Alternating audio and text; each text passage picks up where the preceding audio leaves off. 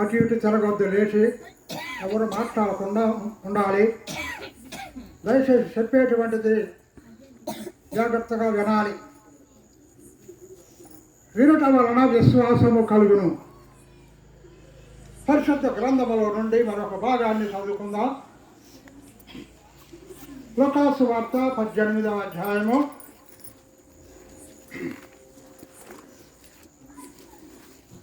10వ వచనం చదువుతున్నాను. 10వ వచనం కానించి, ప్రార్థన చేయుటకై ఇద్దరు మనుషులు దేవాలయమునకు వెళ్ళిరి. వారిలో ఒకడు పరిసయుడు, ఒకడు సుంకరి. పరిసయుడు నిలవబడి, దేవా, నేను చోరులను, అన్యాయస్తులను, వ్యభిచారి వలనైనను, ఇతర మనుషుల వలనైనను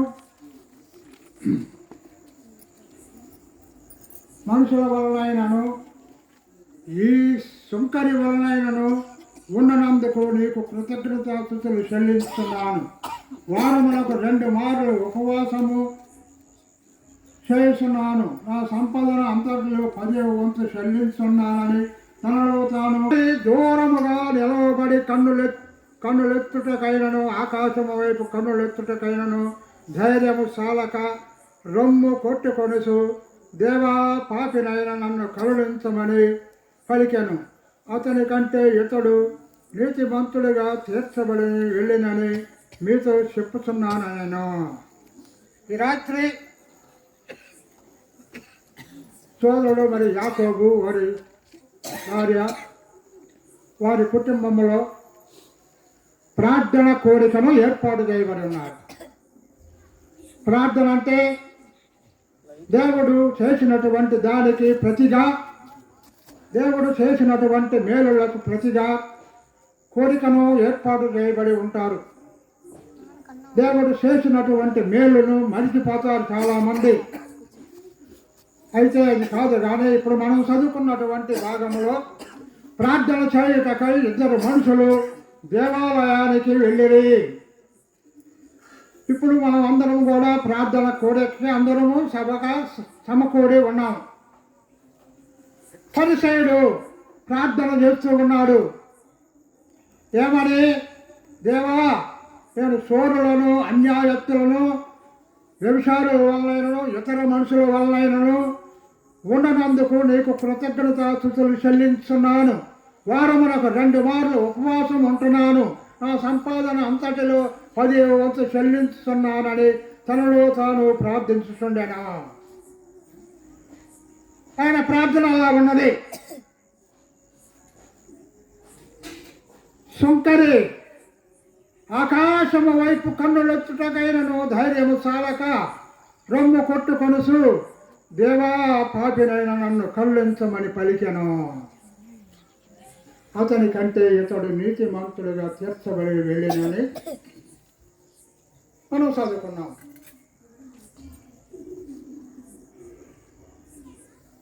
ఎవరి ప్రార్థన అంగీకరించాడు దేవుడు?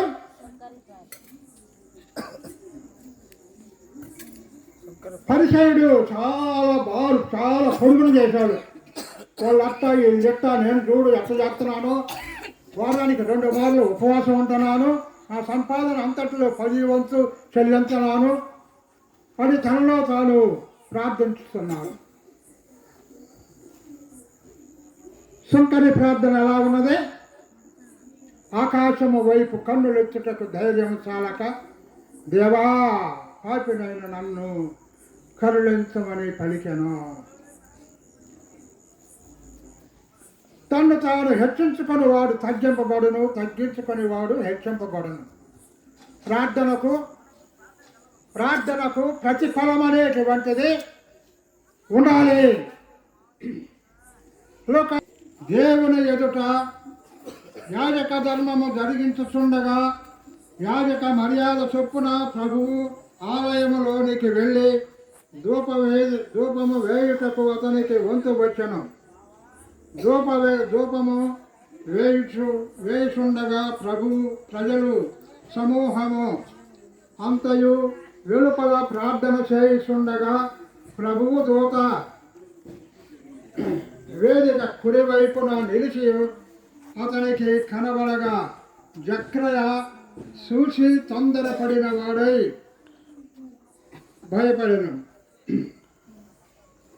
భయపడిన వాడు ఆయన. అప్పుడు దూత అతనితో, జక్రయ భయపడకము, నీ ప్రార్థన వినబడినది. ఎవరికి? నీ ప్రార్థన వినబడినది అంటున్నాడు దేవుడు. మనం చేసేటువంటి ప్రార్థన ఇంటి కప్పైనా దాటిపోతుందా లేదా? మనం చేసేటువంటి ప్రార్థన ఎలా ఉండాలి? జక్రయ, నీ ప్రార్థన వినబడినది, నీ భార్య అయిన ఎలిజబెత్ గర్భవతి కుమారుడి కనును అని చెప్పి తెలియజేస్తూ ఉన్నాడు. జక్రయ చేసేటువంటి ప్రార్థన నాకు వినబడినది అంటున్నాడు. ఈ రాత్రి ఈ సభలో చేరిన వారు, కుటుంబీకులు, మరి మనమందరము మన ప్రార్థన, మన యొక్క స్థితిగతులు ఎలాగా ఉన్నాయో ఒకసారి గమనించాలి.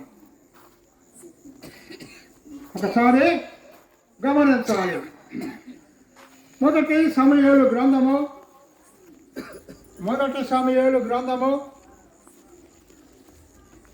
1వ అధ్యాయము 27వ వచనం చదువుతాం. నా ఏలినవాని ప్రాణము తోడు నీ ఎదుట నిలిచి యెహోవాకు ప్రార్థన చేసిన స్త్రీని నేనే. ఈ బిడ్డను దయచేయమని యెహోవాతో నేను చేసిన మనవి ఆయన నాకు అనుగ్రహించను. కాబట్టి నేను ఆ బిడ్డను యెహోవాకు ప్రతిష్ఠించున్నాను. తాను బ్రతుకు జనములన్నయు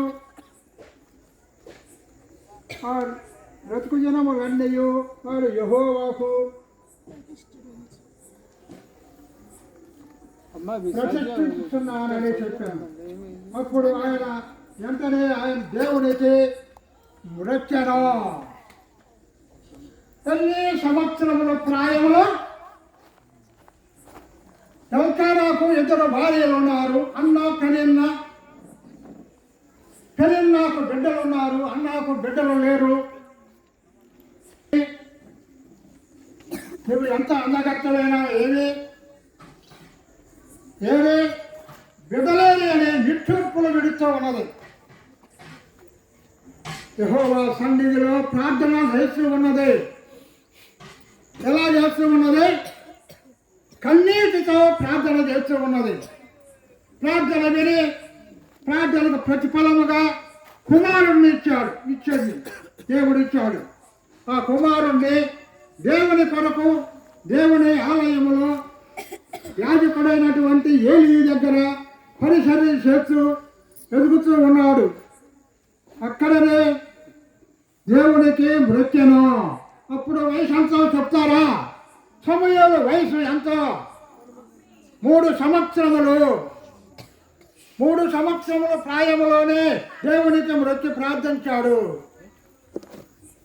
సహోదరి సహోదరుడా, ఈ రాత్రి మన బిడ్డలకు ఆ విధముగా నేర్పాలి.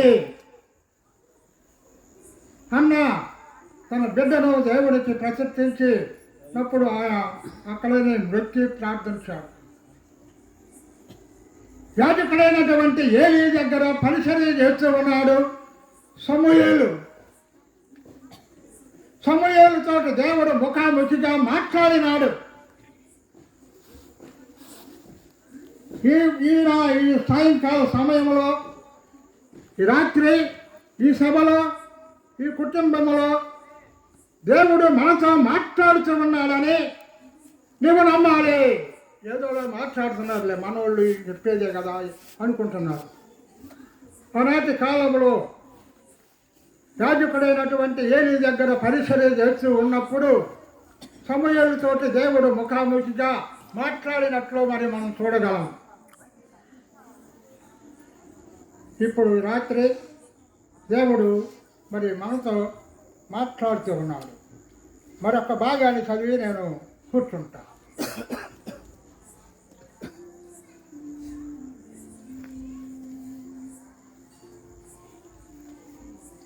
యెషయా గ్రంథం, యెషయా గ్రంథము 38వ అధ్యాయము మొదటి నుండి చదువుకుందామండి. చదువుతాను. ఆ దినములలో హిజ్కియాకు ఏమి వార్త వచ్చింది?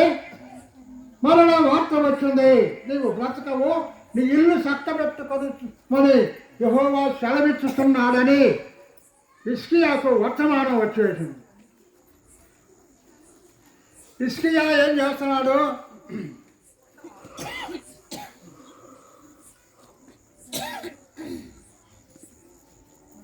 అతడు తన ముఖము గోడ తట్టు తిప్పుకొని, యెహోవా యథార్థ హృదయుడనై సత్యముతో నీ సన్నిధిని నేనెట్లు నడుచుకుంటేనో, నీ దృష్టికి అనుకూలముగా సమస్తమును నేనెట్లు జరిగించుతనో కృపతో జ్ఞాపకము చేసుకొనమని హిజ్కియా కన్నీళ్లు విడుచుచు యెహోవాను ప్రార్థించగా, యెహోవా వాక్కు యెషయాకు ప్రత్యక్షమై ఇలాగు సెలవిచ్చెను, నీవు తిరిగి హిజ్కియా యొద్దకు పోయి అతనితో ఇట్లనము, నీ పితరుడైన దావీదునకు దేవుడైన యెహోవా సెలవిచ్చిన దేవనగా, నీవు కన్నీళ్లు విడుచుచు నీ ప్రార్థన నేను అంగీకరించి ఉన్నాను. ఇక 15 సంవత్సరములు నీకు ఆయుష్షు పొడిగించుతున్నానని వర్తమానము వచ్చేసింది. హిజ్కియా ఎలాగా ప్రార్థించాడు? యెహోవా యథార్థ హృదయుడనే. ఉన్నదా జీవితంలో? యథార్థత ఉన్నదా?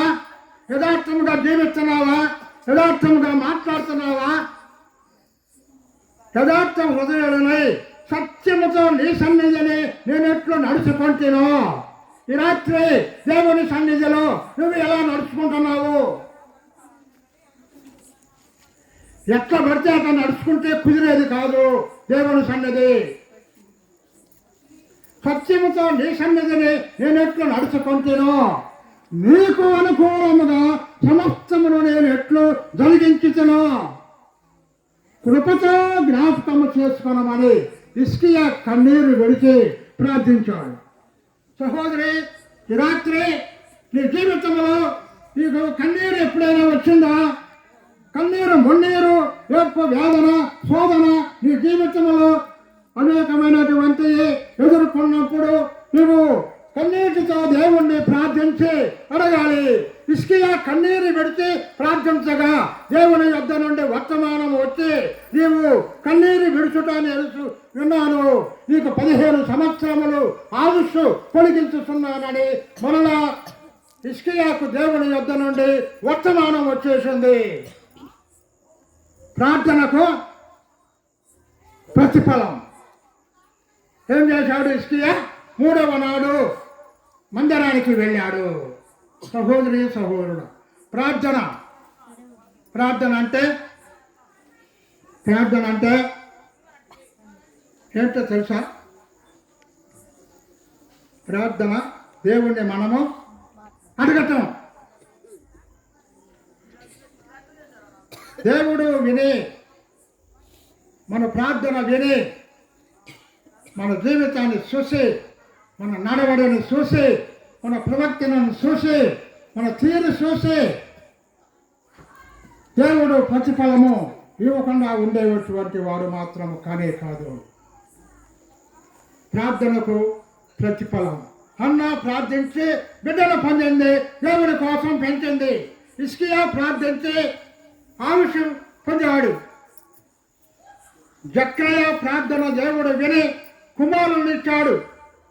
ఎవరైనా జక్రియా, ఎలిజబెత్ కుమారులు ఎవరమ్మా? యోహాను.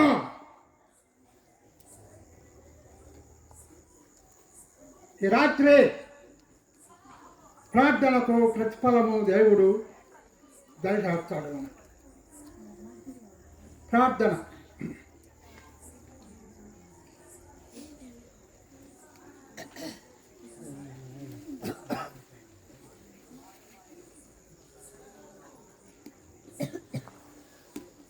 మొదటి సమూయేలు గ్రంథము 7వ అధ్యాయం.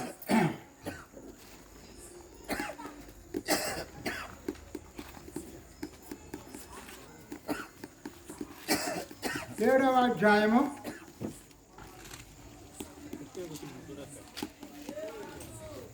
ఇశ్రాయేలీయుల పక్షమున యెహోవాకు ప్రార్థన చేయగా యెహోవా అతని ప్రార్థన అంగీకరించెను.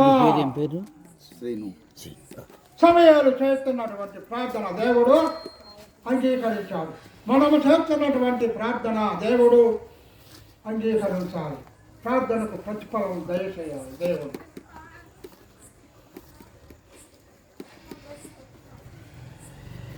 భార్య చర్చికి వెళ్తుందంట, భర్త ఇంటి దగ్గరే ఉండిపోతున్నాడంట. ఏమంటుంది, రాండి గుడికి పోదాం, రాండి నాతోటి గుడికి పోదాం, రాండి రాండి అంటుంది, అడుగుతున్నట్టు. తాగొచ్చి రోజు కొడతాడంట,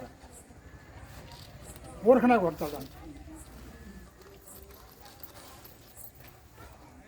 తిరుగోళ్ళు పొరుగోళ్ళు వచ్చి రోజు చూస్తా, అమ్మ ఈ యాదనం ఏడబడతావమ్మ, వెళ్ళిపోమ్మా, వెళ్ళిపోయి చెర ఆడబడతావు అంటున్నారు. మధ్యరాత్రి వేళ లేచి ఆయన గాఢ నిద్ర పోతుంటే కాళ్ళ దగ్గర కూర్చొని కాళ్ళు పట్టుకొని ప్రార్థన చేస్తున్నాం. ఎట్లా చేస్తుందో ప్రార్థన, కన్నీటితో ప్రార్థన చేస్తుంది. గాఢ నిద్ర పోయేటువంటి వారు కూడా కన్నీళ్ళు కాళ్ళ మీద వడగా చల్లగా ఉండి ఉలిక్కిపడి లేచాడు. భార్య కాళ్ళ దగ్గర ఉండి ప్రార్థన చేస్తున్నాడు. నేను ఎంత శ్రమ పెడుతున్నా కానీ నా కోసం మీరు ప్రార్థన చేస్తుంది. తెల్లారి భార్య ఎనికిడతా చర్చికి వెళ్ళాడు. భార్య నడవడను బట్టి భర్తను రాబట్టవచ్చును. పేతురు గారు అంటున్నాడు, భార్య నడవడని బట్టి భర్తను రాబట్టవచ్చును. నీ నడవడి బాగా ఉంటే నీ కుటుంబం అంతా వృద్ధిలతో ఉంటుంది, నీ పిల్లలు సౌఖ్యముగా ఉంటారు. మోషే భూమి మీద ఉన్నటువంటి వారు అందరిలో సకల విద్యల ప్రవీణుడు. భూమి మీద ఎన్ని విద్యలైతే ఉన్నాయో అన్ని విద్యలు నేర్చుకున్నాడు మోషే గారు. రాత్రి మరి కోరికను ఏర్పాటు చేయబడినటువంటి కుటుంబీకులు, సభలో చేరిన వారు, ఈ యొక్క సమయం ఇచ్చినటువంటి సోదరుడు మరి దాసులు, యాడికి నుంచి వచ్చినటువంటి మా అన్నగారు ఇచ్చినటువంటి సమయాన్ని బట్టి అందరికీ వందనాలు తెలియజేస్తూ ఈ మాటలు అందరి హృదయాల్లో దేవుడు నీరు కట్టి ఫలింపు చేయడం కాక. ఆమేన్.